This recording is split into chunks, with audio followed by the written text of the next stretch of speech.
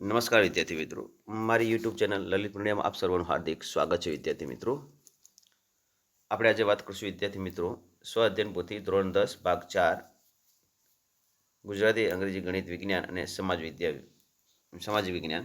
જો વિદ્યાર્થી મિત્રો ચેનલમાં સૌપ્રથમ વાર હોય તો ચેનલને સબસ્ક્રાઈબ કરવાનું ભૂલતા નહીં.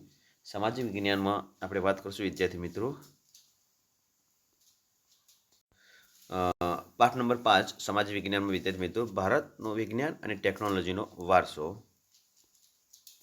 પાઠ નંબર 5 ભારતનો વિજ્ઞાન અને ટેકનોલોજીનો વારસો વિભાગ એ. નીચે આપેલા પ્રશ્નોના માગ્યા મુજબ જવાબ લખો. તો સૌપ્રથમ એ છે વિભાગ એમાં એ પ્રશ્ન નંબર 1માં એ યોગ્ય જોડકા જોડો. એ બી અને જવાબ આપેલા છે વિદ્યાર્થી મિત્રો.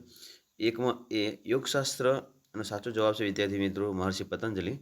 પ્રજનન શાસ્ત્ર એનો સાચો જવાબ છે વિદ્યાર્થી મિત્રો બ્રાહ્મ ભવ્ય પાંચાલ. ચિકિત્સા સંગ્રહ એનો સાચો જવાબ છે વિદ્યાર્થી મિત્રો ચક્રપાણીથી. અને પ્રશ્ન નંબર 4નો જવાબ છે વિદ્યાર્થી મિત્રો સી વાગ્યભટ્ટે. પ્રશ્ન નંબર 6 રસ રત્નાકર એનો સાચો જવાબ છે વિદ્યાર્થી મિત્રો નાગાર્જુન. આગળ વધશે વિદ્યાર્થી મિત્રો ખરા ખોટા જોડકા. એકનો જવાબ રાઈટ છે વિદ્યાર્થી મિત્રો સાચું છે. બીજાનો જવાબ છે ખોટું. ત્રીજાનો જવાબ છે વિદ્યાર્થી મિત્રો રાઈટ. ચોથું ખોટું છે. પાંચમું ખરું છે. છઠ્ઠું ખોટું છે વિદ્યાર્થી મિત્રો. સાતમું ખોટું છે ને આઠમું પણ ખોટું છે. આગળ વધશે વિદ્યાર્થી મિત્રો યોગ્ય વિકલ્પો પસંદ કરીને ખાલી જગ્યા પૂરો. પ્રશ્ન નંબર 1ની ખાલી જગ્યા સાચી છે બૃહદ સંહિતા. પ્રશ્ન નંબર 2ની સાચી ખાલી જગ્યા છે બ્રહ્મગુપ્તે. આગળ વધશે વિદ્યાર્થી મિત્રો પ્રશ્ન નંબર 3 શૂન્યની શોધ કોણે કરી હતી ખાલી જગ્યા. જવાબ છે સાચો આર્યભટ્ટે. પ્રશ્ન નંબર 4 18 ફૂટ ઊંચે ભગવાન બુદ્ધની મૂર્તિ ખાલી જગ્યામાંથી મળી આવેલ છે. સાચો જવાબ છે નાલંદા. પ્રશ્ન નંબર 5 ભાસ્કરાચાર્ય ઈસવીસન 1100 ખાલી જગ્યામાં લીલાવતી ગણિતનો નામનો ગ્રંથ લખ્યો હતો. સાચો જવાબ છે 1150માં. ડ નીચે આપેલા પ્રશ્નોના વિકલ્પોમાંથી યોગ્ય વિકલ્પ પસંદ કરી સાચો ઉત્તર લખો. 1 વાસ્તુશાસ્ત્રને ખાલી જગ્યા ભાગમાં વહેંચવામાં આવે છે. સાચો જવાબ છે વિદ્યાર્થી મિત્રો તમારી કોમેન્ટમાં એનો જવાબ લખવાનો રહેશે. પ્રશ્ન નંબર 2 ભારતીય સંસ્કૃતિનું મૂળભૂત લક્ષણ ખાલી જગ્યા છે. એનો સાચો જવાબ છે વિદ્યાર્થી વિવિધતામાં એકતા. પ્રશ્ન નંબર 3 સરવાળા અને બાદબાકીનું સંશોધન ખાલી જગ્યા કર્યું હતું. એનો સાચો જવાબ છે વિદ્યાર્થી આર્યભટ્ટે. પ્રશ્ન નંબર 4 કોઈ શાળાના વિદ્યાર્થીઓ ગણિત શાસ્ત્ર વિશે ચર્ચા કરે છે તો તેમાંથી સાચું કોણ બોલે છે. સાચો જવાબ છે વિદ્યાર્થી મિત્રો એ. પ્રશ્ન નંબર 5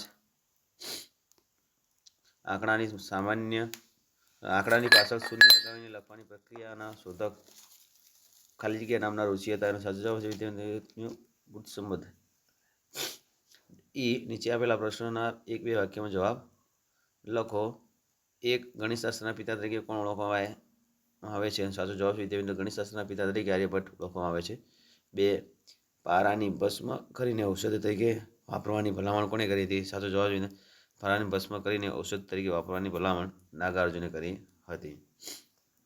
પ્રશ્ન 3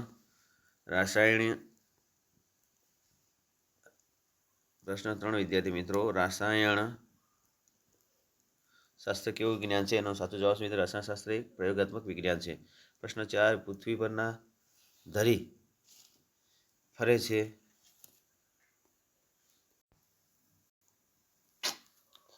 પ્રશ્ન નંબર 4 વિદ્યાર્થી મિત્રો પૃથ્વી પર પોતાની ધરી પર ફરે છે તેવું કોણે સાબિત કર્યું હતું. જવાબ છે પૃથ્વી પોતાની ધરી પર ફરે છે તેવું આર્યભટ્ટે સાબિત કર્યું હતું. પ્રશ્ન નંબર 5 જ્યોતિષશાસ્ત્રનો અવિભાજ્ય કયો અંકશાસ્ત્ર છે. સાચો જવાબ છે જ્યોતિષશાસ્ત્રનો અવિભાજ્ય અંક છે વાસ્તુશાસ્ત્ર. વિભાગ બી વિદ્યાર્થી મિત્રો નીચે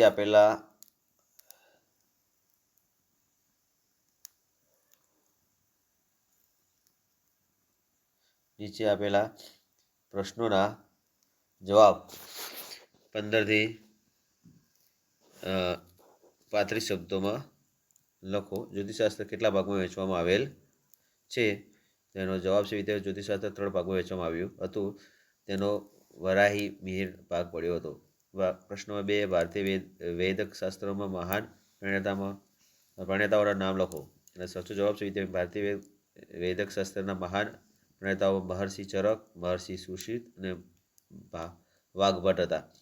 પ્રશ્ન નંબર 3 વાસ્તુશાસ્ત્રનો કયો વિદ્યાનું અનોખું પ્રદાન રહ્યું છે?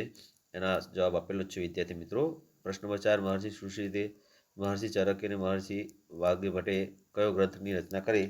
તેનો સાચો જવાબ છે વિદ્યાર્થી મિત્રો મહર્ષિ સુશીતે સુશીત સંહિતા અને મહર્ષિ ચરકે ચરક સંહિતા અને મહર્ષિ વાઘભટ્ટે ભટ્ટ સંહિતા અષ્ટગ્રૈવી અને ગ્રંથની રચના કરી હતી. વિભાગ સીની વાત કરશું વિદ્યાર્થી મિત્રો. નીચેના પ્રશ્નના મુદ્દાસર જવાબ લખો. 1. આર્યભટ્ટે ગણિતમાં આપેલા યોગદાન વિશે જણાવો. તો આર્યભટ્ટે નામનો ગ્રંથની રચના કરી હતી. શૂન્યની શોધ, 2 પાયાની કિંમત 22/7 અને 3.14 જેટલી થાય છે. ગાણકના પરિઘ અને હાસ્યના ગુણોત્તરને દર્શાવતા અચળાંકો 2π છે તેની શોધ. ભાગાકાર, ગુણાકાર, સરવાળા, બાદબાકી, ધનમૂળ અને વર્ગમૂળ વગેરેની અષ્ટાંગ પ્રકૃતિની શોધ. જ્યોતિષશાસ્ત્રના મૂળ સિદ્ધાંતની શોધ. 2. પ્રાચીન ભારતે ધાતુ વિદ્યામાં આપેલા પ્રદાન ટૂંકમાં જણાવો. પ્રાચીન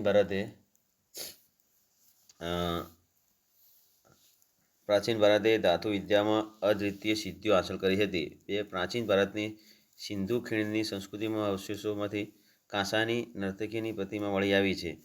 કુષાણ વંશના રાજાઓને સમયથી ભગવાન બુદ્ધની પ્રતિમા તક્ષશિલામાંથી પ્રાપ્ત થઈ છે. 10મી અને 11મી સદીથી ભારતમાં ધાતુ શિલ્પો બનાવવાની કલા પૂરજોશમાં થઈ રહી. ચૌલ વંશના રાજાઓ સમયમાં તૈયાર થયેલું. ટૂંક નોટ લખો. વાસ્તુશાસ્ત્ર એ જ્યોતિષશાસ્ત્રનું એક અવિભાજ્ય અંગ છે. બ્રહ્મા, નારદ, બૃહસ્પતિ, ભૃગ, વશિષ્ઠ અને વિશ્વકર્મા પ્રાચીન વાસ્તુશાસ્ત્ર પ્રણેતાઓ, અસ્પષ્ટ અને પ્રચાર હતા. જ્યોતિષશાસ્ત્રની વરાહમી બૃહદ સંહિતામાં વાસ્તુશાસ્ત્રનો ઉલ્લેખ થયો છે. વિશ્વકર્માએ વાસ્તુશાસ્ત્રના 8 વિભાગો પાડ્યા હતા. વિભાગ ડી વિદ્યાર્થી મિત્રો, નીચેના પ્રશ્નોના સવિસ્તર જવાબ લખો. રસાયણ વિદ્યાના પ્રાચીન સમયમાં ભારતે સાધેલી પ્રગતિ વિશે સવિસ્તર લખો. જવાબ છે વિદ્યાર્થી મિત્રો નાલંદા વિદ્યાપીઠના બૌદ્ધ આચાર્ય નાગાર્જુન વનસ્પતિ ઔષધિઓની સાથે રસાયણ ઔષધ વાપરવાની ભલામણ કરી હતી. તેમણે ભારતીય રસાયણશાસ્ત્રના આચાર્ય માનવામાં આવે છે. તેમણે રસ રત્નાકર અને આરોગ્ય મંજરી નામના પુસ્તકો લખ્યા. 18 ફૂટ ઊંચી તાંબાની બુદ્ધ પ્રતિમા પ્રાચીન ભારતમાં રસાયણ વિદ્યામાં થયેલી અસાધારણ પ્રગતિની શ્રેષ્ઠ નમૂનો છે. પ્રશ્ન નંબર 2 વિદ્યાર્થી મિત્રો, વૈદિક વિદ્યા અને શલ્ય ચિકિત્સા વિશે વિગતે નોંધ લખો. જવાબ છે વિદ્યાર્થી વૈદક શાસ્ત્રના મહાન પ્રણેતા મહર્ષિ ચરકે ચરક સંહિતામાં નામના ગ્રંથમાં 2000 ઉપરાંત વનસ્પતિ ઔષધિઓનું વર્ણન કર્યું છે. 2. મહાન વૈદક શાસ્ત્રી મહર્ષિ સુશીતે તેમના સુશીત સંહિતા નામના ગ્રંથમાં શિલ્પ ચિકિત્સા માટેના ધારદાર સાધનોનો ઉલ્લેખ કર્યો છે, જે માથાના વાળને ઊભા ચીરીને 2 ભાગ કરી શકતા નથી. તેઓ ભાગેલા અને ઉતરી ગયેલા હાડકાં બેસાડી દેતા અને શરીરમાં ઘૂસી ગયેલા બહારના પદાર્થોને કુશળતાપૂર્વક બહાર ખેતી કાઢતા. તેઓ તૂટેલા કાન કે નાકના સ્થાને નવા નાક કાન શોધવાની પ્લાસ્ટિક સર્જરી જાણતા હતા. ભારતના વૈદિક શાસ્ત્રોમાં ખ્યાલો આકારનો પાટોમાંથી રક્તનું પરિભ્રમણ અટકાવીને વાટકાપ કરી શકતા હતા. તેઓ સ્ત્રીઓ અને બાળકોના રંગોના નિષ્ણાત હતા. તેઓ રોગોના કારણો ચિહ્નોનું વર્ગીકરણ કરતા અને તેઓ રોગોનું નિદાન કરતા અને રોગો મટ્યા પછી પણ વાળવાની વર્જી આપતા. વૈદિક શાસ્ત્રમાં મહાન લેખક વાગ્યભટ્ટે અષ્ટગણિયા જેવા ગ્રંથો લખ્યા છે. પ્રશ્ન નંબર 3 પ્રાચીન ભારતે ગણિતશાસ્ત્ર કેવી રીતે પ્રગતિ સાધેલ છે તે સવિસ્તર લખો. વિદ્યાર્થી મિત્રો, ચેનલમાં સૌ પ્રથમવાર હોય તો ચેનલને સબસ્ક્રાઈબ અને લાઈક કરવાનું ભૂલતા નહીં. બીજી વાત કે વિદ્યાર્થી મિત્રો, સંપૂર્ણ વિડીયો તમારી સ્વાધ્યાય પોથી ખોલવાની રહેશે અને એની અંદર વિડીયો સ્ટોપ કરી તમારી સ્વાધ્યાય પોથીમાં તમે આરામથી લખી શકશો. વિદ્યાર્થી મિત્રો, આગળ વધશું વિદ્યાર્થી મિત્રો, વિડીયોને સ્ટોપ કરી તમારા સ્વાધ્યાય પોથીમાં આપણે લખશું. વિદ્યાર્થી મિત્રો, અહીંયા પાઠ નંબર 5નું સંપૂર્ણ માહિતી પૂર્ણ થાય છે. વિદ્યાર્થી મિત્રો, જો ચેનલમાં સબસ્ક્રાઈબ ન કર્યું હોય તો સબસ્ક્રાઈબ કરવાનું ભૂલતા નહીં.